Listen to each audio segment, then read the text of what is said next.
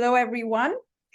This is Farah with you from Inclusion Lab, and this is my first podcast. Excited. I've got an amazing guest with me, a very old friend.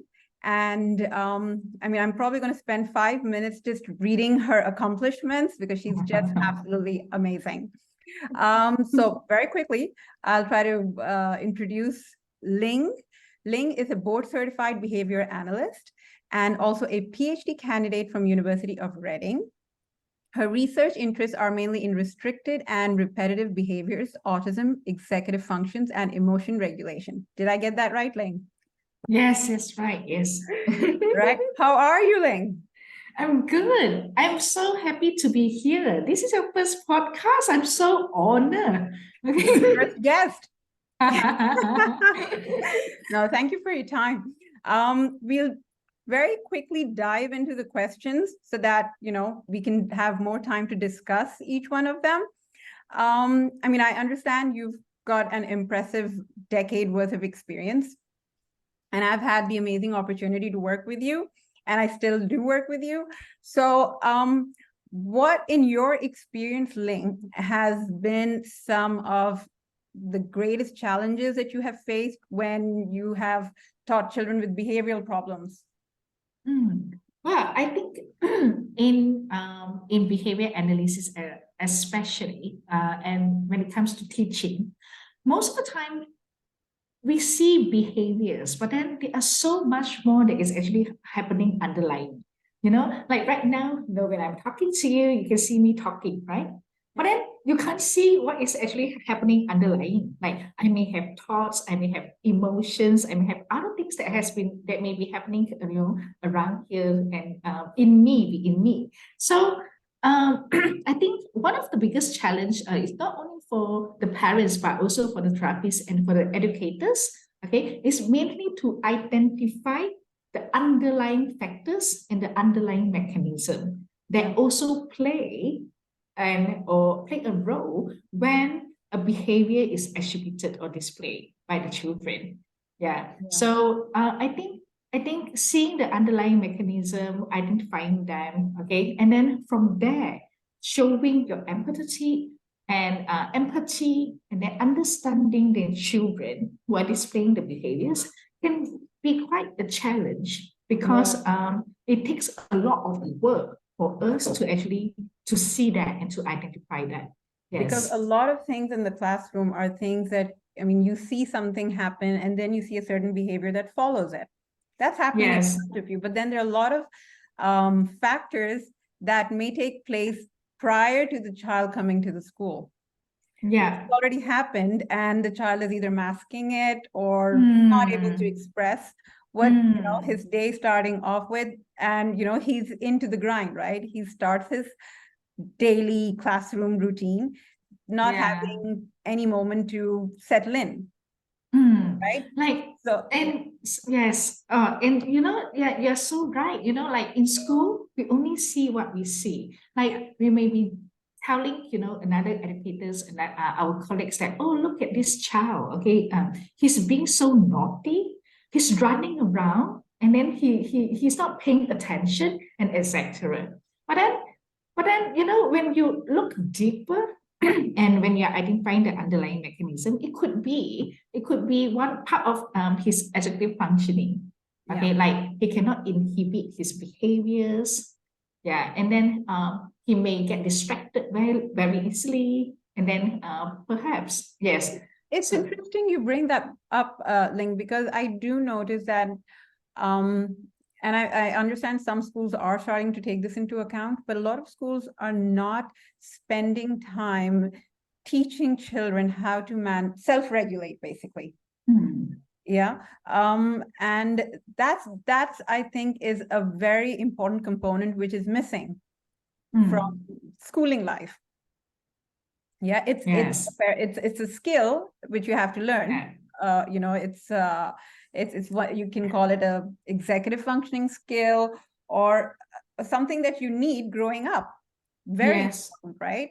So if you can't be around a group of people and manage your own behaviors or recognize or identify that, I'm right now feeling upset and what can I do to fix this?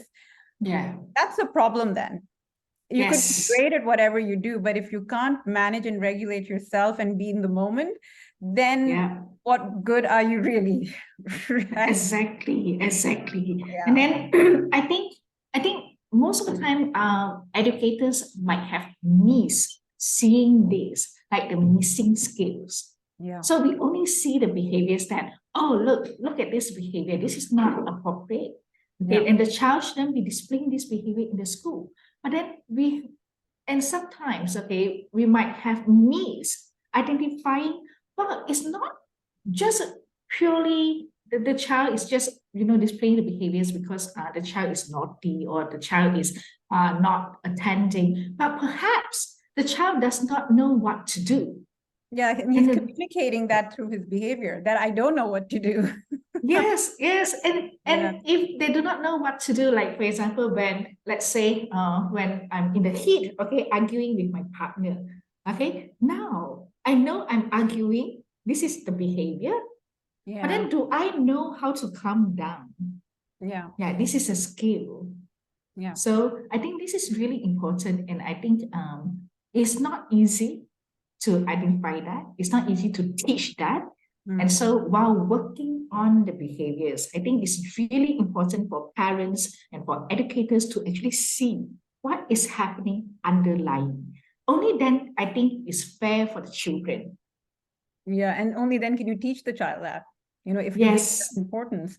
Absolutely. So, keeping that in mind, what strategies have you used in the past, Ling, to work, I mean, with these behavioral, I mean, what techniques have you used in the past to manage Uh, behavior? Okay, so right now I think we have to look at the behavior itself, and also we have been talking about the missing skills. Okay, so while we are handling the behaviors, especially when the child is displaying the behaviors that may not be appropriate in the school setting, so while we are handling that, we may be providing a lot of predictability. So, we are still in the COVID era, but then COVID is still happening everywhere. But when it first started, so for us, we adults, we do not have predictability. We do not know whether we are going to do some job. We do Yeah, not know, okay, whether whether we'll have a job. yes, whether I'm still having a job or not. Okay. Yeah, And we do not know whether the lockdown is going to be ongoing forever or it is going to be just a few months. Okay. All of these uncertainties yeah, trigger anxiety. yeah, It's a new thing, it's a new situation that we are facing. And that situation trigger emotions because of uncertainty. It's yeah, pretty much the same for children, yeah, when they are going to school. The first day when they are going to school, they do not know what is going to happen. They step into the school, they are seeing all these new facilities, new structures, new place, new people, and etc. So all these things can be very new to them. They do not have the certainty. They do not know what is going to happen in that school, in that new place. Of course, for us, like we are adults, we know what is going to happen in the school. But for them, it's exactly the same thing entering a new place, seeing new people. So now, and this is why just now we were talking about not having emotion regulation skills, right? Not being able to regulate themselves, not having the skill, and etc. So imagine if you're in their shoes, entering a new situation, a new place, meeting new people, but you do not have a very mature or developed skill to regulate yourself. What would you do? You will start displaying behaviors that you may not know whether it's appropriate or not. And then of course, young children, they do not know what is appropriate and what is not. They yeah, will just display behaviors trying to regulate themselves in their own way.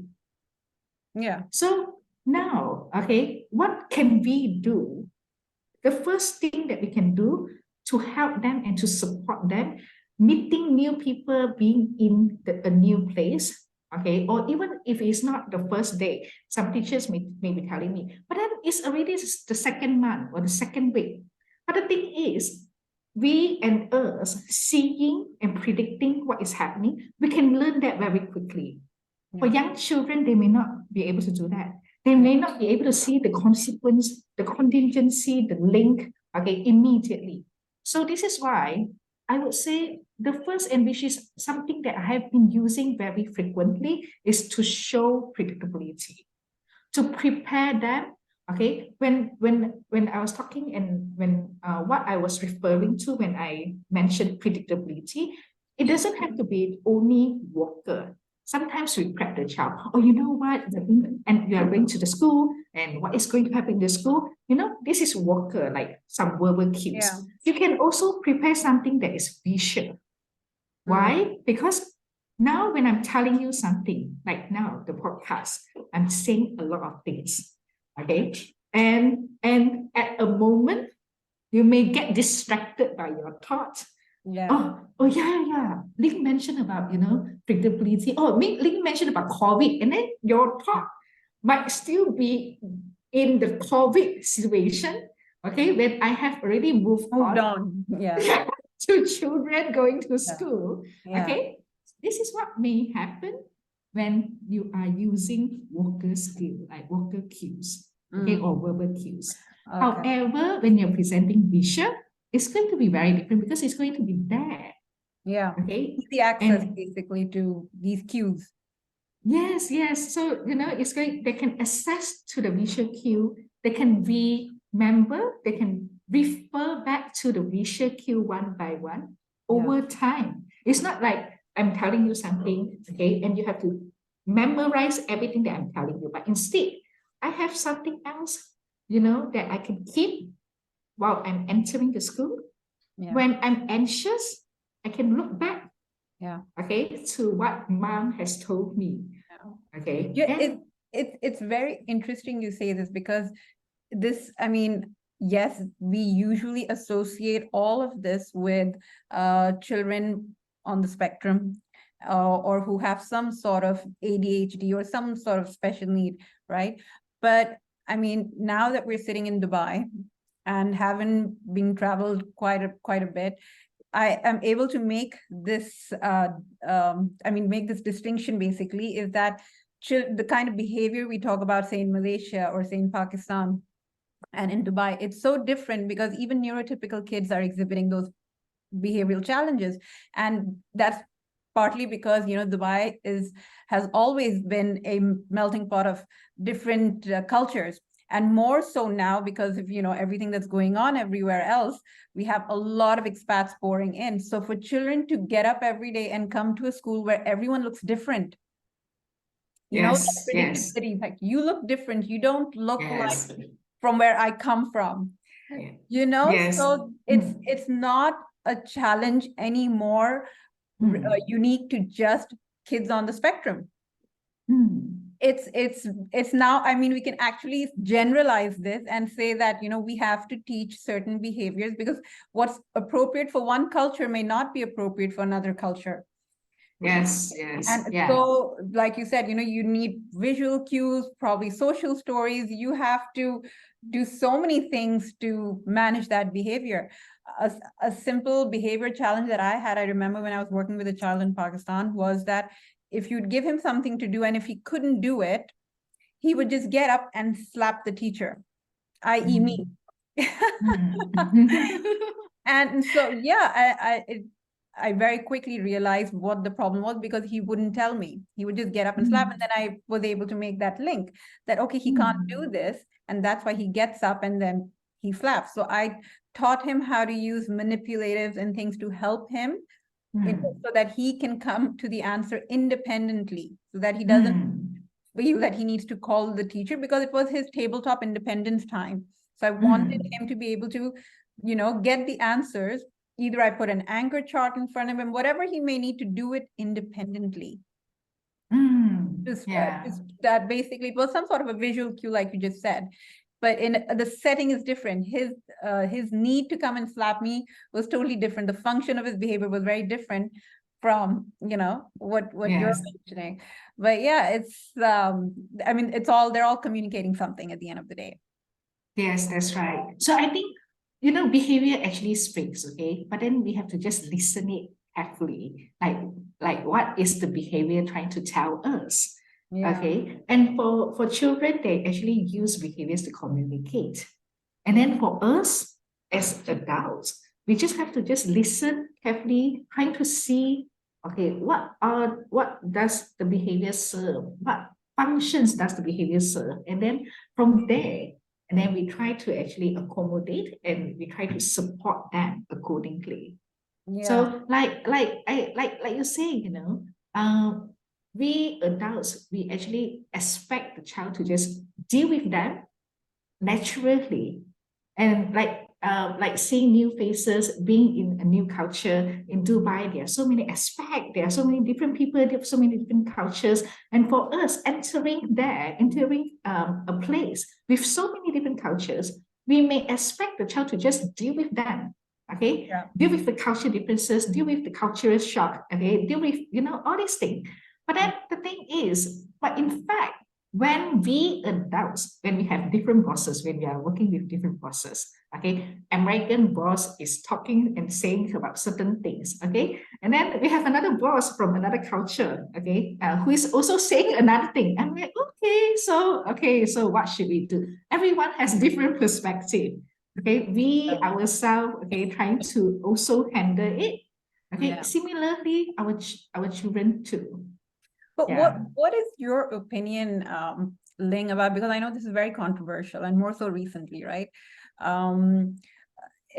The whole concept of the token economy, reward, punishment, and I mean, yes, it's something that we learn when, I mean, I did my RBT as well, and they teach you punishment and reward system being a very important consequence to a behavior, right? Yes. But now people are like, Why do you use not be the that? case. Why do you use the token economy? And that, it's the lowest form of teaching. Yes. Some would say. So how would you come around that? What other kind of consequence would you have some parents, not only parents, but also other professionals, okay, they have also claimed that why you bribing the child to do certain things, okay, and they may have concern that am I bribing the child to learn certain things forever, or all this token economy reinforcer, when my child does something and then you provide a reinforcer, like isn't that something that may not be very natural in the environment? So we have been hearing a lot of concerns about this topic, okay, and from parents, from other professionals in this sector. Okay, so I'm going to actually try to show you the bigger picture first. The bigger picture is, so of course we want our child to love going to school, to love readings, okay, like my child, oh, if you can love reading, please study, okay, and then and the best way is that I would expect my child to the extent, or I hope my child, okay, have have the motivation to study, okay, by themselves without me telling them to do that. That's the most preferred way, right? But then most of the time, okay, we rarely see students having natural motivation to study. Oh, look, man, I want to go to school, I love studying, I love reading, I would say 10%, 20% of students. Okay, I mean, as good as the school is, I mean, let's be realistic. Okay. Well, we will hear, our children saying that, Mom, I want to go to school because I want to play with my friends, but not, Mom, I want to go to school because I want to study. Yeah. I mean, the teacher could be fantastic. There's no, I mean, we're not saying that, teaching is hard, right? And you've got a big group. But there's so much focus that, there has to be a relationship, and all that sounds great, but how acceptable is that in a classroom environment? Exactly. You could be a nice person, but not necessarily be able to forge those relationships that would make a child jump out of bed to come to see her. Yeah. So we have, the most preferred way. We prefer our child to have the natural motivation to do certain things, to learn, and etc. So, but however, what about for children who do not have the motivation, not yet to have the motivation? Some children find readings very fun. Some children find studying very fun. But then the fun is is something that we have to develop and we have to build. Yeah. So like I used to have a friend, okay, who started reading to her child ever since 1.5 years old. So right now the child is 5 years old, like he was reading to her child every night before bed, okay, continuously for at least 5 years. Okay, now yes, his child started liking reading. Okay, and this has become a habit. So before that, when the child was 1.5 years old, the child did not have the motivation, did not find reading fun. Yeah. Okay, but now the child is finding reading fun because this is within the routine and the natural motivation has been developed. But then, what should we do in the beginning? We may have to use the external stimuli as in area term to create an environment to make it fun. Okay, and one of the things, the child, like every children, they love spending time with their parents. That is reinforcing, especially when you try to be very dramatic when you're reading, when you try to pay a lot of attention to your child when you are reading. All of these can be reinforcing for children. Yeah, just spending time with them are reinforcing. So what are we trying to do here? Okay, when we are building reading as a fun activity, we are trying to pair it with something that they like, which is spending time with the parents. And then slowly, okay, reading itself has become something that is really fun, something that is reinforcing. Now, coming back to the strategy using reinforcer. So ultimately, I wouldn't be encouraging using reinforcer like external reinforcer or the non-natural reinforcer for a long time. Because ultimately we want the child to be adapted to the natural reinforcer. Yeah. So the natural reinforcer can be, like when you read, okay, and you read something that is interesting, that knowledge can be reinforcing. Okay, it's like the same thing, natural reinforcer. When you open the door or when you knock the door, why are we knocking the door? Because we know knocking the door will let people inside the room to open the door for us. This is the natural consequence. Yeah, and that you like in a Yeah. classroom, if you stay on task and finish your work quickly, Yes, you can get some free time to do what you want. yes, That you can play with your friends. Which is which is Yes. which is what I've used with my kids. Yeah. When I work with them. Yeah. So Mm. it's just not all that bad then. Yes, so that is the ultimate goal that we want to work towards. But then how do we start? We have to start with something that the child already likes. Like just now, I was giving an example, reading to the child ever since 1.5 years old. Okay, the child likes spending time with parents. The child likes the parents' attention. All these are the external reinforcer, and they are all existing reinforcer for that child. So this is why, okay, slowly over time, reading itself is fun. So now we want to train or we want to teach a child who doesn't like anything, who doesn't like learning at all. Okay, and this child, I'm going to call this child A. Okay, child A only likes, say, video games. Okay, so now I want child A who only likes video game to learn reading, but then he doesn't like reading at all. So what should I do and where should I start? Okay, I can't just tell the child, hey, you have to read, you have to read, you have to read. And you have to enjoy. Yes, and then we are just, okay, now every day you have to read for 10 minutes. Okay, that 10 minutes will be very difficult and challenging for that child A. Yeah. So what can we do in the beginning and how do we start? Okay, so we may start pairing with something that he likes and using something that he already likes as we call that reinforcer or a reward. Yeah. Yes. Slowly, okay, why are we using token system? We do not want the child to play video games for every time when he reads 5 minutes of, any books. Okay, we want to fade out the video game. We want to train we want to develop and build the natural motivation. Reading itself, okay, is fun. Reading itself is a learning process, okay, that you should go through. We want that to be the ultimate goal. Ultimate, yeah. Yeah, we do not want to introduce that you read and you get video game. You read and you get video game. Ultimately, he just wants the video game. Yeah. So what can we do? We have to fade out the video game. So it's like the same thing like money.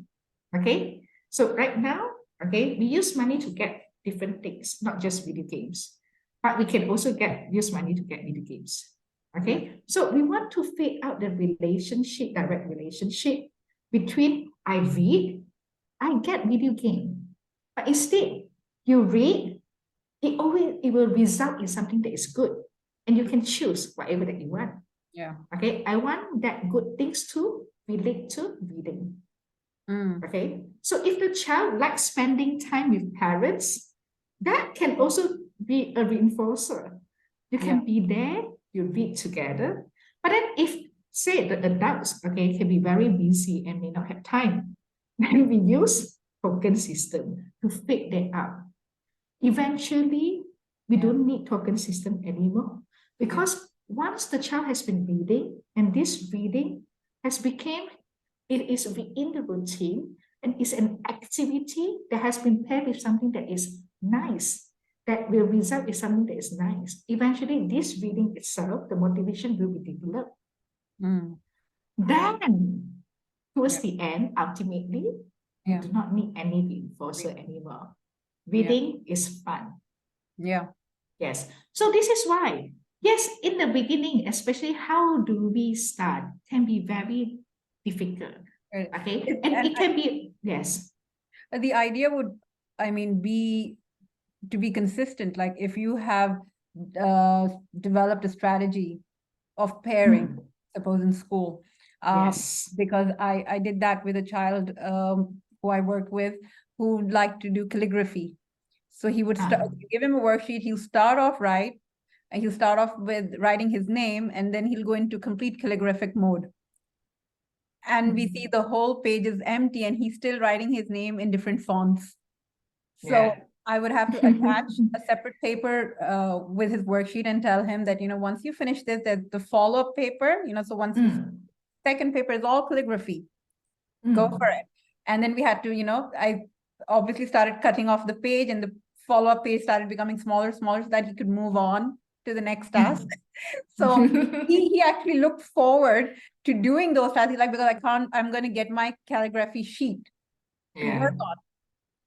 Yeah, so that did work in that classroom setup really well. But how have you had challenges in collaborating with parents and telling and teaching them how to use this system? Has that happened with you where you've been able to tell them, okay, this is what I've done in class and it works here? How how a parent can do it at home so that it just follows through. How has that experience been for you?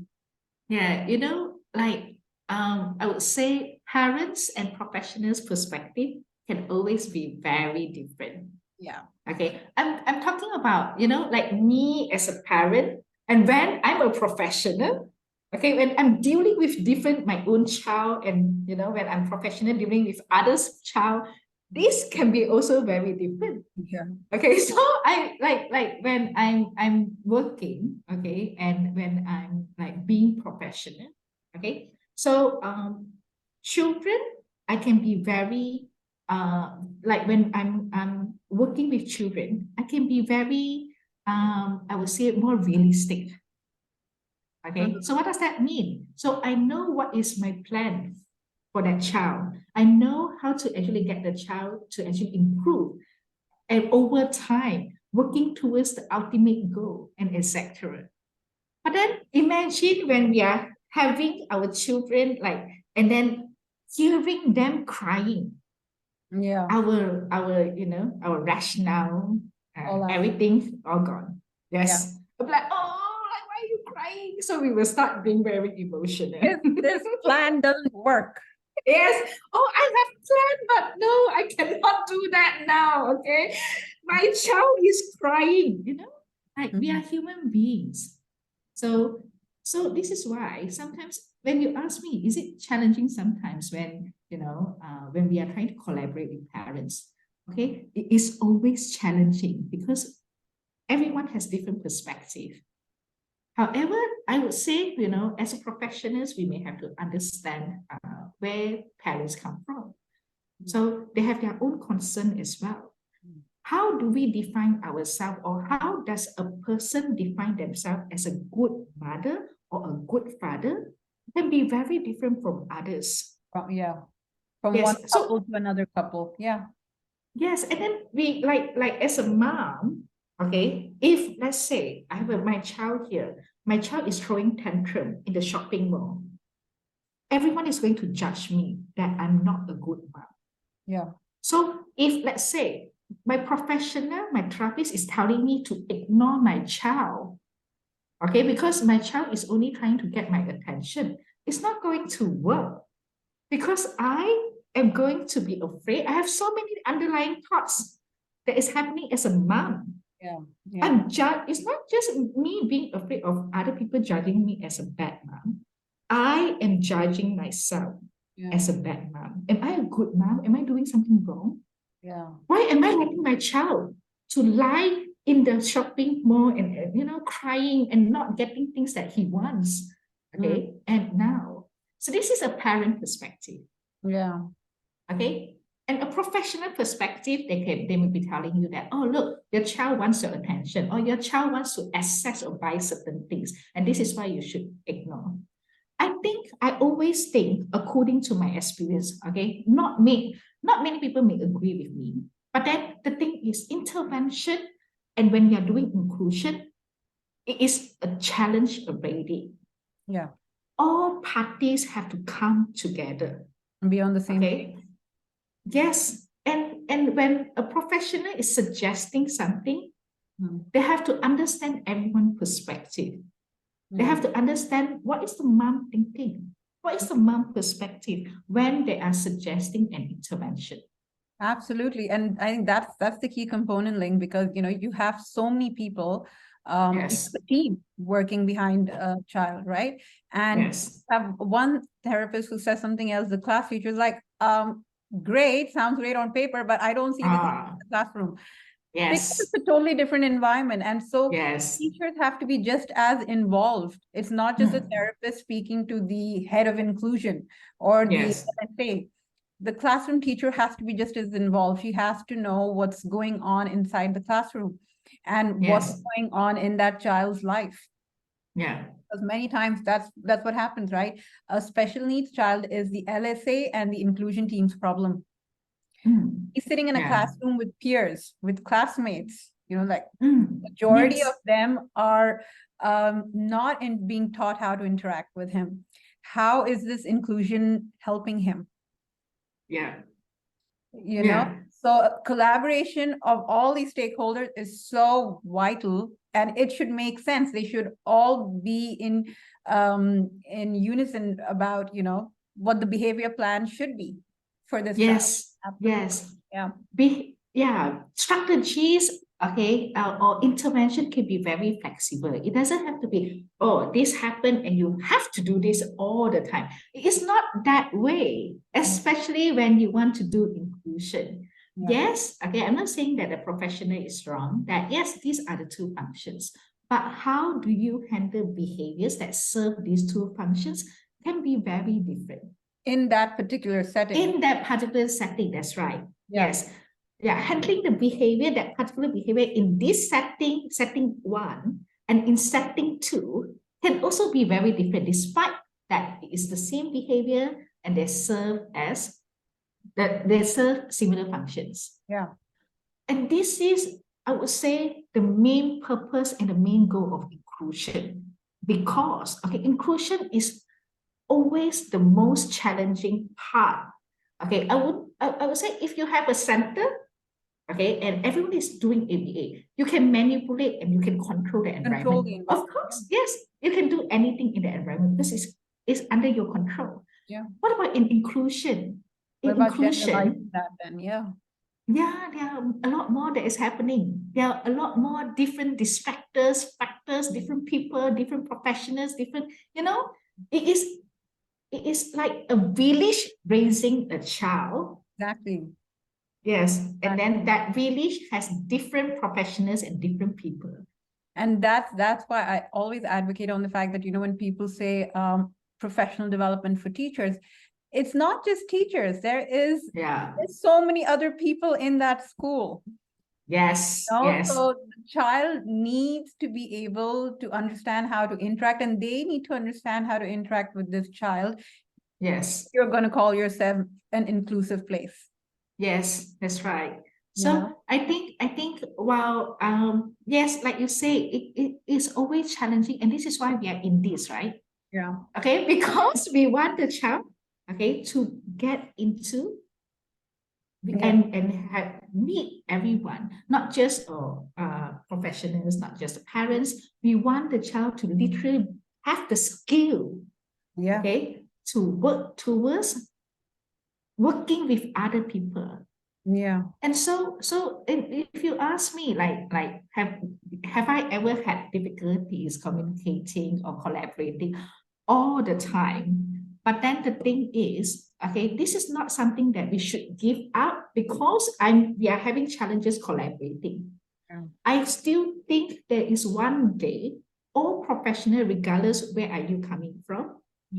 Okay, whether you're a parent, whether you're, from occupational therapy, ABA, speech, or you may be, from the company. You may be the director of a company trying to do inclusion in your company. You may be, the worker in a company who is trying to work with another individuals with special needs. Okay, all these people can always come together. In the beginning, it's going to be very hard.